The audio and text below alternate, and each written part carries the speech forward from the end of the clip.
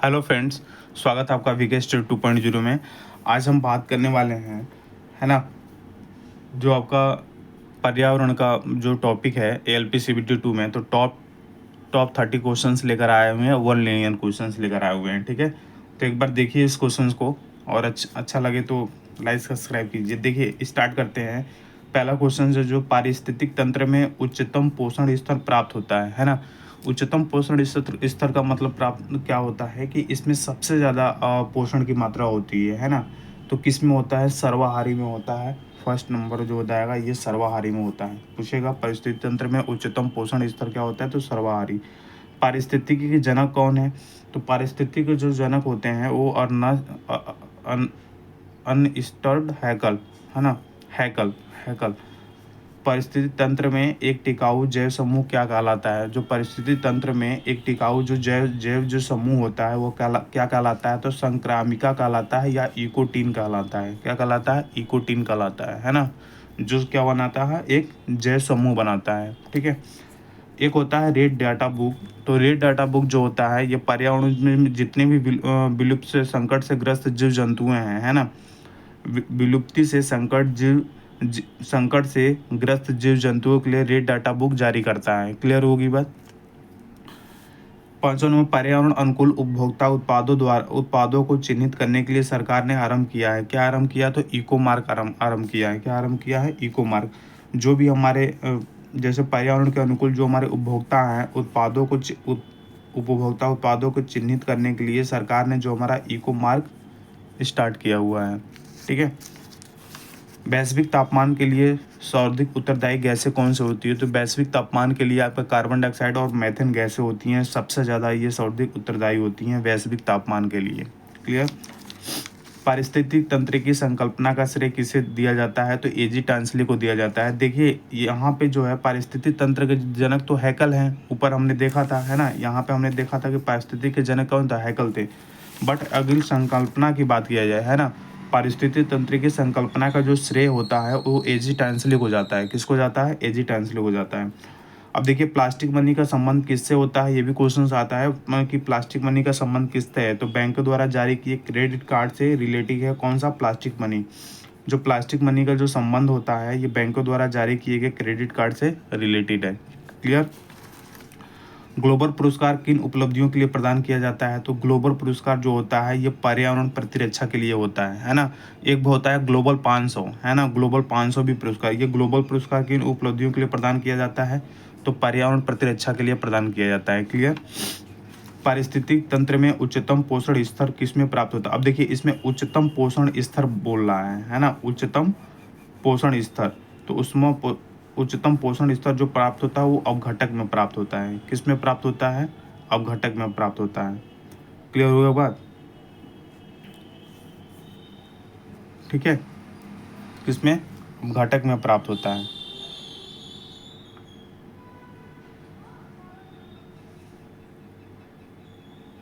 चलिए देखिए यहाँ पे जो फर्स्ट वाला क्वेश्चन है और सेकंड वाला क्वेश्चन में देखिए यहाँ वही बोल रहा है कि परिस्थिति तंत्र में उच्चतम पोषण स्तर प्राप्त होता है। तो यहाँ सर्वाहारी हो गया है, यहाँ सर्वाहारी लिखा हूँ। इसमें थोड़ा डाउट है, मैं आपको बताता हूँ। ठीक है, फर्स्ट वाले क्वेश्चन और इसमें यहाँ अपघटक कैसे हो सकता है ना। परिस्थिति तंत्र में उच्चतम पोषक स्तर प्राप्त होता है। सेम क्वेश्चन है, यहाँ अपघटक दे दिया। वैसे आपका अपघटक आंसर होगा, मैं इसको क्लियर करके आपको बताता हूँ। ठीक है, कमेंट बताऊंगा। भारतीय वन जीव संस्थान स्थित होता है। भारतीय वन जीव संस्थान जो आपका स्थित है वो कहाँ है? आपका देहरादून में स्थित है। कहाँ है? देहरादून में।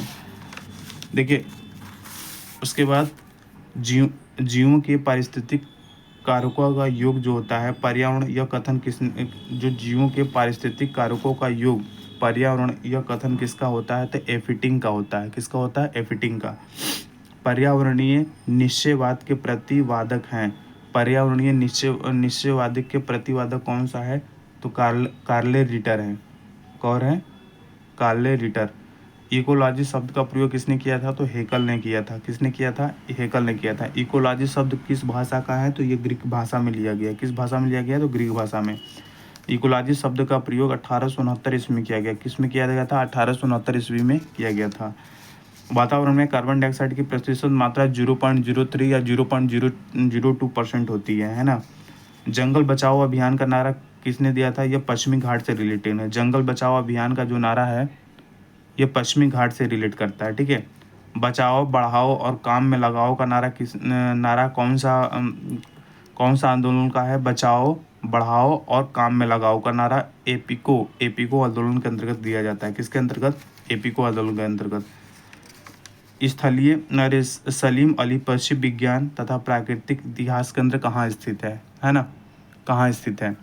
देखिए सलीम अली पश्चिम विज्ञान तथा प्राकृतिक इतिहास केंद्र कहाँ स्थित है? तो तमिलनाडु में कोयम्बटूर में स्थित है, ठीक है। पृथ्वी पर समुद्री खारा जल की जो परसेंटेज मात्रा होती है 97.4% होती है ना? 97.4% होती है। प्रदूषण फैलाने के कारण कौन सा कर लगाया जाता है ना? कौन सा कर लगाया जाता है? जो प्रदूषण फैलाते हैं उसमें कौन सा कर लगता है? तो पिगोबियन कर लगता है। पिगोबियन कर लगाया जाता है। कौन सा कर लगाया जाता है? तो पिगोबियन कर लगाया जाता है। बात समझ में आ रही है? बिल्कुल। भूमिगत जल के प्रमुख प्रदूषक तत्व कौन कौन से होते हैं? जो भूमिगत जल होता है उसको प्रदूषित करने वाले कौन कौन से होते हैं, है ना? कौन कौन से प्रदूषित करते हैं? तो आपका फ्लोराइड प्लस आर्सेनिक हो जाएगा। कौन सा हो जाएगा? फ्लोराइड प्लस आर्सेनिक हो जाएगा। क्लियर हो रही बात? फ्लोराइड प्लस आर्सेनिक हो जाएगा। क्लियर। भारत में जल प्रदूषण नियंत्रण कानून कब लागू किया गया? तो भारत में जल प्रदूषण कानून नियंत्रण लागू किया गया 1974 ईस्वी में। कब किया गया? 1974 ईस्वी में। भारत में जल प्रदूषण नियंत्रण कानून कब लागू किया गया? 1974 ईस्वी में लागू किया गया, ठीक है। 25 नंबर क्वेश्चन है, जलीय विषैले पदार्थों के अवशोषक क्या कहलाते हैं? जलीय विषैली पदार्थों के जो अवशोषक होते हैं जलकुंभी कहलाते हैं। क्या कहलाते हैं? जलकुंभी कहलाते हैं, है ना? क्या कहलाते हैं? तो जलकुंभी के नाम से जानते हैं। किसके नाम से जानते हैं? तो जलकुंभी के नाम से जानते हैं, ठीक है। तालाब में तैरने से मनुष्य को त्वचा जल जाती है तो किसके कारण जलती है? वो क्लोरीन के कारण जलती है, ठीक है। भारत में सर्वप्रथम राष्ट्रीय वन नीति घोषित किया गया था। कब किया गया था?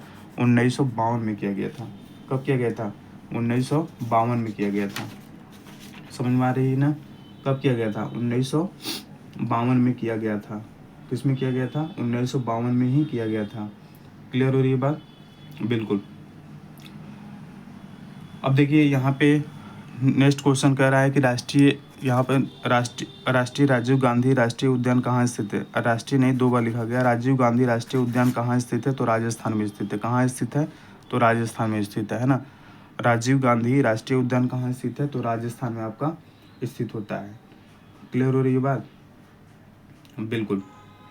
अब यहाँ पे नेक्स्ट क्वेश्चन है, जल चक्र में किसकी भूमिका अहम होती है? तो जल चक्र में किसकी भूमिका अहम होती है? तो सौर ऊर्जा की भूमिका क्या होती है? सौर ऊर्जा की भूमिका क्या होती है? सबसे ज़्यादा होती है। जल चक्र के माध्यम से अगर बोलेंगे तो मुख्य भूमिका किसकी होती है? तो सौर ऊर्जा की मुख्य भूमिका होती है।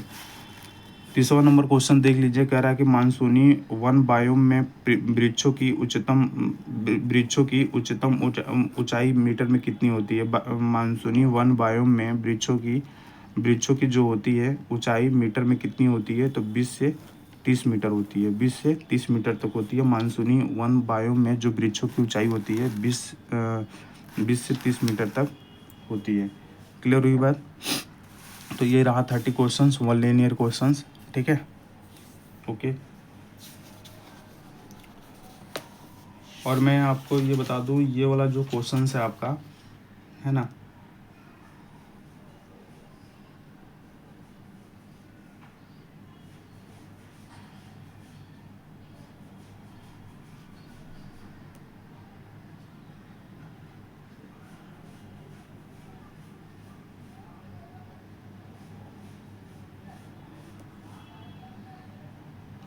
जो फर्स्ट वाला क्वेश्चन है कि परिस्थिति तंत्र उच्चतम पोषण स्तर प्राप्त होता है, तो उच्चतम पोषण स्तर आपका सर्वाहारी में, अब यहाँ अपघटक, इस क्वेश्चन फिर दूसरे में अब आपका अपघटक दे दिया है ना।